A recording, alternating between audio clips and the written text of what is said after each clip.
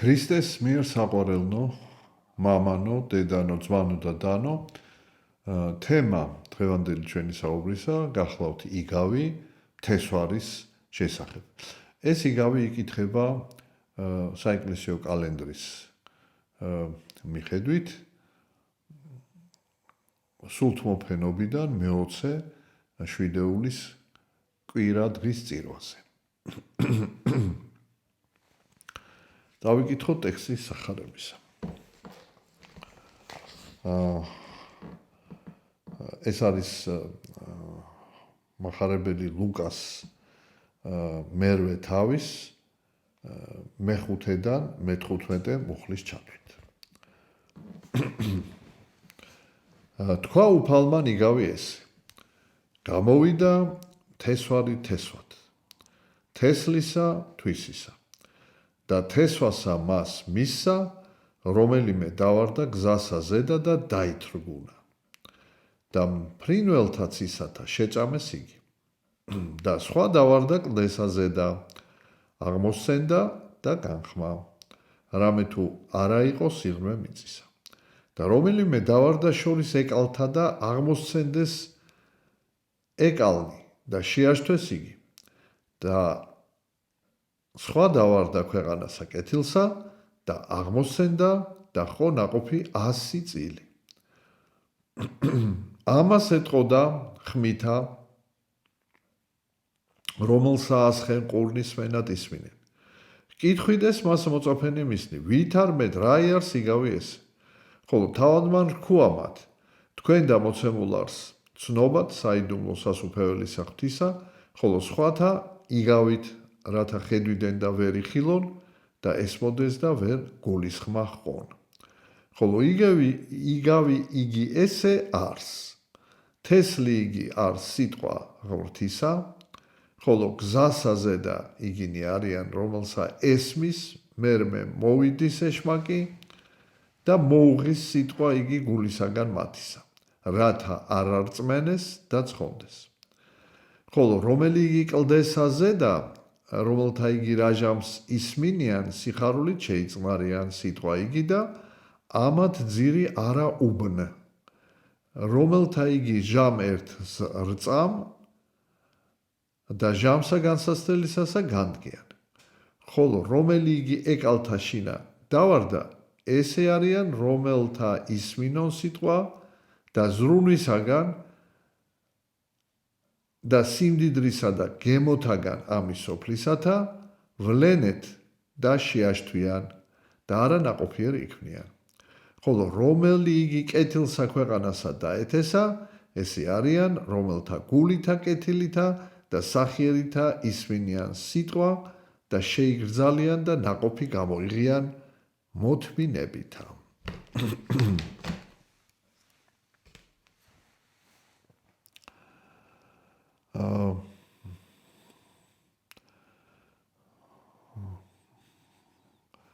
უპირველეს ყოვლისა არის დასმული კითხვა თავად მოციქულების მიერ, რომ რატომ უпроსტოდ რა არის იგავის შინაარსი? პასუხი ასეთია, რომ თქვენთვის მოცემულ არს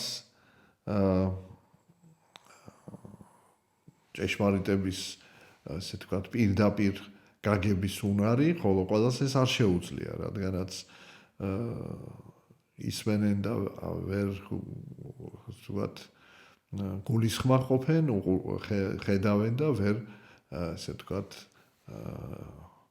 სულიერი თვალით ვერ ხედავენ. პასუხი თითქოს კითხვაზე არ არის გაცემული. აქ წმინდა მახარებელი მათე სვამს პირველ კითხვას და ფაქტიურად ეს სიტყვები მაცხოვრის მათე მახარებლის პირველ კითხვაზე არის პასუხი. რატომ ესაუბრება იგი ასე იგავებით, აი რატომ იყენებს იგავებს?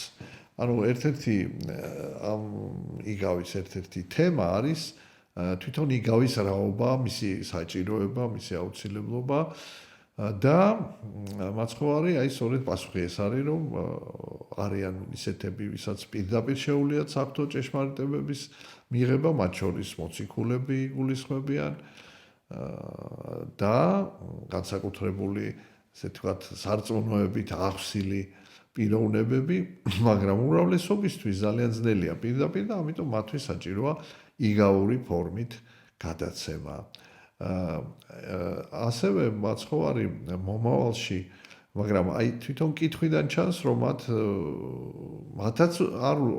მათთვისაც არ არის ადვილი იგავის გაგება ჩაწვდომა და ისინი ეკითხებიან რა არის ამ იგავის შინაარსი და მთავარი კიდევ ის არის რომ რასაკვირველია სწორედ აი ეს იგავური ფორმა ეხმარება ადამიანს რომ ჩაწვდეს ესე ვთქვათ საფრთხო ჭეშმარიტებებს და ამ იგავების თუ შეიძლება ითქვას გადატანითი მნიშვნელობის ალეგორიული მნიშვნელობის სიმბოლოებით ამ სახეებით უფრო კარგად აღიქვას ესე იგი საფრთხო ჭეშმარიტება და ესე იგი არათუ უმრავლესობისთვის თვით მოციქულებისთვისაც კი საჭირო იყო იგავი და უკვე თავისი ამქვეყნიური მოღვაწეობის როცა დასასრული ახლოვდებოდა მაცხოვარი ასეთ სიტყვებსაც ეუბნება მოწაფეებს რომ თქვენთან აღარ ვისაუბრებ იგავებით არამედ პირდაპირ ყოველივეს პირდაპირ გეტყვით ანუ მომწიფდნენ მოციქულები იმისთვის რომ იგავის გარეშეც მიიღონ ანუ ეს იგავი მოციქულებისთვისაც არ არის იგავის გარეშე ეს სწავლების მიღება ადვილი და რასაკვირველია იგავი ეხმარება მათ და ყველას ეხმარება მაგრამ არიან ადამიანები რომლებიც იგავს ისმენენ და ესე იგი არ ეძიებენ მის განმარტებას ანუ აი ეს თავისთავად ეს თქვათ აი ამ სიმბოლიკაში რადებს ამას არ ეძიებენ და აი თუ შეიძლება ითქვას რომ მოციქულებს როცა ეუბნება რომ თქვენთვის მოცემულია ეს ცოდნა აი სწორედ ამაზეა ლაპარაკი რომ მოციქულებსაც ჭირდებოდათ იგავური ენა და აი ბოლოში უკვე მაცხოვარი ამბობს რომ თავისი მოღვაწეობის ბოლო პერიოდში რომ თქვენ ახლა აღარ დაგჭირდებათ იგავებით საუბარი და პირდაპირ შემიძლია გითხრათ მაგრამ მოციქულებსაც ჭირდებათ რადგანაც ისინიც გადიან გარკვეულ სრულყოფის საფეხურებს და მით უმეტეს უმრავლო მოსახლეობას აქ თავარი ის არის რომ აი როდესაც ადამიანი იგავს ისმენს იმით კი არ დაკმაყოფილდეს რაც ზედაპირზეა რაც მან მოისმინა არამედ შეეცადოს რომ ჩაწვდეს მის არსს და თუ ადამიანები ამ არსს ეძიებენ რასაკვირველია ღმერთი მათ განუმარტავს და თუ არ ეძიებენ ისინი რჩებიან უგულისხმონი და აი თვითონ ამ იგავის თუ შეიძლება ესე ითქვას განმარტება რომელსაც შემდეგ მაცხოვარი ეუბნება განუმარტავს თავად მოწაფეებს აი პირდაპირ აი ამ ესე ვთქვათ მოსახლეობის სხვადასხვა ადამიანთა ფენების საზოგადოებრივი ფენების სხვადასხვა სულიერ მდგომარეობას ასახავს. ნუ უპირველეს ყოვლისა მაცხოვარი ამბობს რომ ესე იგი მთესვარი არის ძეღვთისა და სიტყვა ესე იგი თესლი რომელსაც ის თესავს არის სიტყვა უფლისა. და პირველი ესე იგი თესლი დაავადდება გზასაზედა, აი როდესაც მთესვარი თესავს არის ადგილი ესე ვთქვათ ნიადაგი დამუშავებული და არის ნიადაგი რომელიც შეიძლება ითქვას აი ესე ვთქვათ გლუვი ნიადაგია, გაპოხიერებული არ არის. შეიძლება ეს არის სწორედაც ამ მიწის ნაკვეთის ესეთი სასაზღვრო ადგილი, სადაც გზა გადის. და აი მოცხარი ამბობს, რომ აი ეს პირველი ნიადაგი, ხო, და ნიადაგი რა არის? ნიადაგი არის ადამიანის სულიერი სამყარო. პირველი ყოვლისა მისი გული. აი როგორც მიწა თუ არ არის დამუშავებული, თესლი იქ ვერ ჩავარდება და ვერ გაიხარებს, ასევე თუ ადამიანის გული არ არის მომზადებული ღვთის სიტყვის მისაღებად, ის ამ სიტყვას ვერ მიიღებს და ეს რა არის ეს მომზადებელი გული, რომელიც გლურია, რომელიც ესე ვთქვათ არ უშვებს ამ ღვთის სიტყვას თავის გულში, ეს გაქვავებული გული რა არის ეს? ეს არის რასაკვირველია, ცოდვების შედეგად დამძიმებული გული ადამიანის. ანუ ლაპარაკია მძიმე ცოდვილებზე, რომელნიც იმდენად დამძიმდნენ ცოდვებით, რომ მათი გული დახურულია, მათი გული გაქვავებულია, სრულიად მიუღებელია, არავითარი რეაგირება, რეაქცია არ ხდება, როდესაც მათ გულს ეხება ღვთის სიტყვა. მათში ეს რეაქციას არ იწვევს და ბუნებრივია ასეთი მარცვალი, სიმბოლურად გზა, ეს არის, ასე ვთქვათ, სივრცე, სადაც ყველა შეუძლია შევიდეს და ყველა შეუძლია გაიაროს, ანუ ეს არის, ესე იგი, გულს გარეთ მდგომარეობა და ასეთ გულს გარეთ მყოფ ღვთის სიტყვას, რასაკვირველია, იქ ფრინველებიო აგენკავენო ამ მარცვალსო და ვიღაცები, ესე ვთქვათ, დატკეპნიან, აი ფეხით გადაულიან, ანუ აქ ლაპარაკია ცხოვარი ხსნის, რომ ეს არის ბოროტი სულები, რომელიც ვითარცა ფრინველნი, აი ამ ღვთის სიტყვას ცდილობენ, რომ ადამიანი, ასე ვთქვათ, კვლავ მის გულს დააშორონ, მოსწყვიტონ და იგულისხმება, რომ ისევ თავისი სიტყვის, ანუ ბოროტი გულის სიტყვის ტყვეობაში დატოვოს. ფაქტიურად ესენი არიან ადამიანები, რომლებიც არ ფიქრობენ ცხოვრებისეულ საზრისზე და ესე სტიქიურად ცხოვრობენ, მხოლოდ როგორც ხორციელი არსებები, იმიტომ რომ სულიერი არსება შეუძლებელია, რომ გაქვავებული გულით არსებობდეს. გაქვავებული გული არის სწორედ გამიწიერებული გული, გული სულიერების გარეშე. და როგორც ეს უკვე ვთქვით, ცოდვების სიმრავლე იწვევს ამ გაუხეშებას. ამიტომ აი ესეთი გაუხეშებული, ცოდვის მიერ გაუხეშებული გული ვერ ღებულობს ღვთის სიტყვას, ვერ ღებულობს ღვთის მადლს და რაც მას უახლოვდება, ამას ბოროტი სული ადვილად წარტასებს. ეს არის პირველი ნიადაგი და ეს არის, ესე ვთქვათ, ეს 4-ვე ნიადაგი, ეს არის სხვადასხვა სახეობა ადამიანის სულიერი მდგომარეობისა. პირველი, როგორც ვთქვით, ეს არის გაქვავებული გული, რომელიც სულიერს, ესე ვთქვათ, სიტყვას, მოძღვრებას, სწავლებას ვერ გულისხმობს, ვერ უშვებს გულში, ამისი ძალა არ გააჩნია, მაშინ, როდესაც ადვილად მის გულში ძალიან ადვილად ესე ვთქვათ, პოულობს თავის, ესე ვთქვათ, სამყოფელს, თავის ადგილს პოულობს ბოროტი გულის სიტყვა, რადგანაც ეს ბოროტი ძალა მოქმედებს იქ, სადაც მადლი დაშრეტილია. იქ შეუძლია მას იმოქმედოს, სადაც მადლია, იქ მას უჭირს, იქ მიახლოვება. და აი ასეთ ღვთის მადლს მოკლებულს და მოცილებულს სულს ის ადვილად ებადრონება. და რასაკვირველია, ყოველგვარ ღვთაებრივ სიტყვას, ყოველგვარ ღვთაებრივ სწავლებას სრულიად, ასე ვთქვათ, მისთვის მიუწვდომელს ხდის, ადამიანისთვის მიუწვდომელს ხდის. აი ხა მეორე, ესე იგი ნიადაგი, ანუ სადაც უნდა ღვთის სიტყვა უნდა დაითესოს. ეს ნიადაგი ასე წერია, რომ თავიდან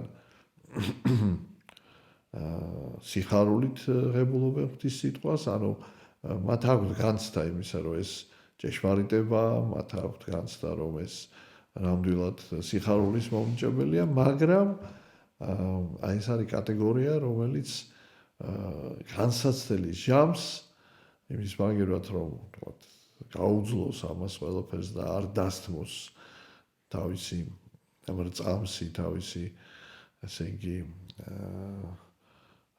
ღირებულებები, ზე უარი რო არ თქვას, ესე იგი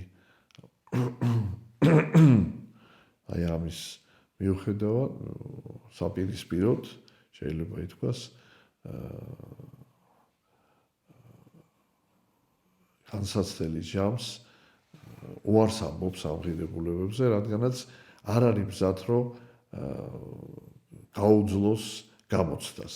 ანუ გამოცდა რა არის? ეს არის, როდესაც შენ კრიტიკულ სიტუაციაში თუ ღვთისცნებას აღასრულებ, შეიძლება ამის გამო შენ რაღაცა განსაცდელი შეგემთხვეს, რაღაცა დაკარგო მატერიალური ამ ქვეყნიური, მაგრამ შეიძინო სულიერი. და აი, როდესაც ადამიანი აი სულიერსა და მატერიალურ შორის ვერ აკეთებს, ესე ვთქვათ, სწორ არჩევანს, ანუ არ ყოფნის ძალა, რომ სულიერის აირჩიოს, სულიერის სიმდიდრე აირჩიოს და უარყოს მიწერი სიმდიდრე და მსხვერპლი გაიღოს. აი რაღაც დაითმინოს, რაღაცა გარკვეული ტანჯვა დაითმინოს, მაგრამ ღმერთს არ განშორდეს. ეს არის მტკიცე რწმენის მაგალითი, მაგრამ თუ ამას აკეთებს ადამიანი, რასაკვირველია, მისი რწმენა ძალიან მერყევია, სუსტია და ვერ უძლებს გამოცდას. მესამე ნიადაგი ეს არის, ესე იგი, როდესაც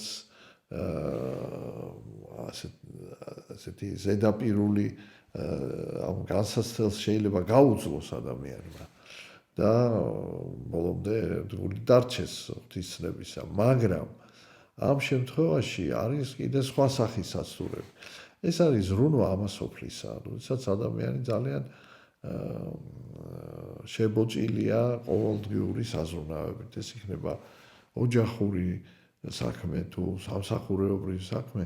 რაღაცნაირად აი ადამიანი არის დამძიმებული ამ ტვირთით და ნუ რასაკვირველია, ეს არის ზედმეტი, იმიტომ რომ ამითი ის კარგავს სულიერ ასე ვთქვათ, ძალას, ენერგიას და რაც კიდევ ერთხელ კიდევ ამასთან ერთად ართმევს ამ ღვთაებრივ ენერგიას, ეს არის სიმდიდრის სიყვარული, რასაკვირველია, მიწიერი სიმდიდრის სიყვარული და სიამოვნებათა სიყვარული, როდესაც ადამიანი აი სიმდიდრის სიყვარულით, სიამოვნების სიყვარულით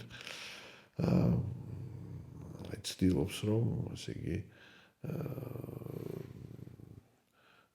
თავისი ცხოვრება თითქოს აი ამ მიწიერი ხორციელი ესეთი ნუგეშინის ცემით გახადოს ვითომ უფრო გასაძლისი და სინამდვილეში უარს ამბობს სულიერ სიმდიდრეზე, ანუ ასეთი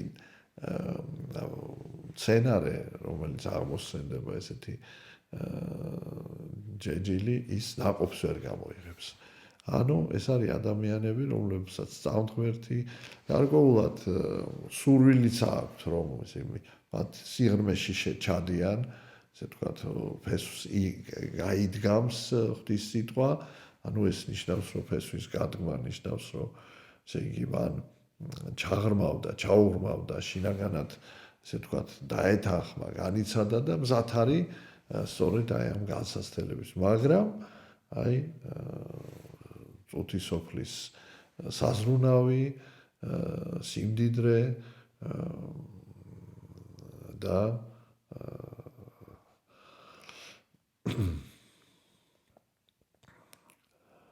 სიამოვნებათა, ხორციელ სიამოვნებათა და თქმობის საკენ სწრაფვა, ეს შეუნელებელი სწრაფვა, რასაკვირველია, მის სულიერ ნაყოფს ხელს უშლის გამოღებას, ნაყოფის გამოღებას ხელს უშლის და მას ნაყოფი არ აქვს აქ. შეიძლება გავიხსენოთ მაცხოვრის სიტყვები, შეუძლებელია ორი ბატონის სახურება, ანუ ერთი იგი უნდა მოიძულო და ერთი იგი უნდა შეიყვარო. და აი, როდესაც ადამიანი იყვარებს სიმდიდრეს, ხორციელ სიამოვნებას იგი რასაკვირველია კარგავს სულიერ სიმდიდრეს და სულიერ ნეტარებას. და ესეთი გაცვლა ხდება ამაზე, ასე თქვა, აი ამ უდიდეს განს რაღაცა წარმავალ ღირებულებაზე ცვლის ადამიანი და რასაკვირველია მისი გული, ასეთი ადამიანის გული ნაყოფს ვერ გამოიღებს, კეთილ ნაყოფს, ანუ სულიერ ნაყოფს. და აი არის მეოთხე ნიადაგი, რომელიც მომზადებულია, გაპოქიერებულია,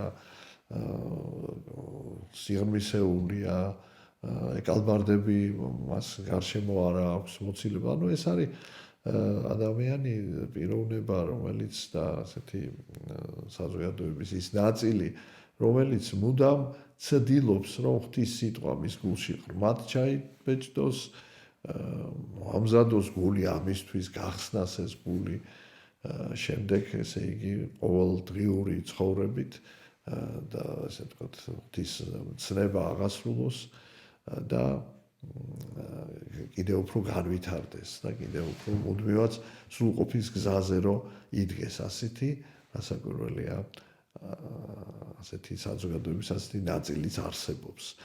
და აი მთავარი რა არის ამ იგავისა, რომ ღმერთს ყველას ცხოვრება უნდა, ანუ ყველანაირ ადამიანთან მიდის უფალი და მიაქვს ღვთის სიტყვა. ოღონდ ზოგი ვერ ღებულობს ამას, ზოგი ღებულობს, მაგრამ ძალიან სწრაფად, ასე ვთქვათ, უარყოფს ამ ღირებულებებს, რადგანაც ამ ღირებულებებით ცხოვრება ადამიანისგან ითხოვს მზაობას თავგანწირვისათვის და აი ამის საფრთხე როგორც კი იქმნება ადამიანი ესეთი ვეღარ ინარჩუნებს სულიერებას და აი ბოლოს როდესაც ადამიანი ნიადაგი დამუშავებულია, ანუ მას სურვილი აქვს, რომ ესე იგი ღვთის სიტყვა მიიღოს, ისმენს ამ სიტყვას, მომზადებულია ამ სიტყვის მისაღებად და პარალელურად იწყება ეს წუთისოფლის ცდუნებების წარმოჩენა, რასაც ის ვერ ძლევს და აი თუ წუთისოფლის ამ ცდუნებებს ვერ აძლევს ადამიანი, მაინც ესე იგი საბოლოო ჯამში დიდად არის შეზღუდული აი ამ ბოროტი ძალის მანქანებით და აი ეს არის მთავარი ამ იგავში, რომ ჩვენ და მოამზადოთ ჩვენი გული. ეს მიწა, ანუ ნიადაგი არის ჩვენი გული, სულიერი გაგებით და აი ეს გული უნდა იყოს გაპოხიერებული, უნდა იყოს განთავისუფლებული, სიღრმე უნდა ქონდეს, ზედაპირული არ უნდა იყოს, გაქვევებული არ უნდა იყოს და აი ამ საზრუნავ სიმდიდრეს და ხორციელ ტკბობას ასე იგი უნდა მოერიდოს ასე იგი გარდა იმ ჩვეულებრივისა, რასაც ღმერთი აძლევს და იფიქროს სულიერ სიმდიდრეზე. აი ეს არის მთავარი აზრი ამ იგავისა და ღმერთმა შეგვაძლებინოს, რომ მთლიანად, მთელი არსებით დავდგეთ ღვთის გზაზე, რადგანაც ესეთი ფრაგმენტული ყოფნა ქრისტეს ეკლესიაში ესეთი სიმდიდრის და ხორციელი ტკბობისგან განშორების სირთულე თუ არის ადამიანში, ეს არის ყველაფერი რასაკვირველია მიზეზი იმისა, რომ ადამიანი სულიერად არ არის მომზადებული და აი ჩვენ მუდამ და ეს ერთჯერადი მოვლენა არ არის, ეს თესვა, ეს ნიადაგის მომზადება, ეს არის მთელი ჩვენი ცხოვრების მანძილზე დაუსრულებელი პროცესია სრულყოფის და ღმერთმა შეგვაძლებინოს აი ამ სრულყოფის საფეხურებზე მუდმივად ასვლა და უფალთან დაახლოება. ღმერთმა დაგლოცოთ, გაგახაროთ და მრავალს დაგასვათ, ჩვენთან არს ღმერთი.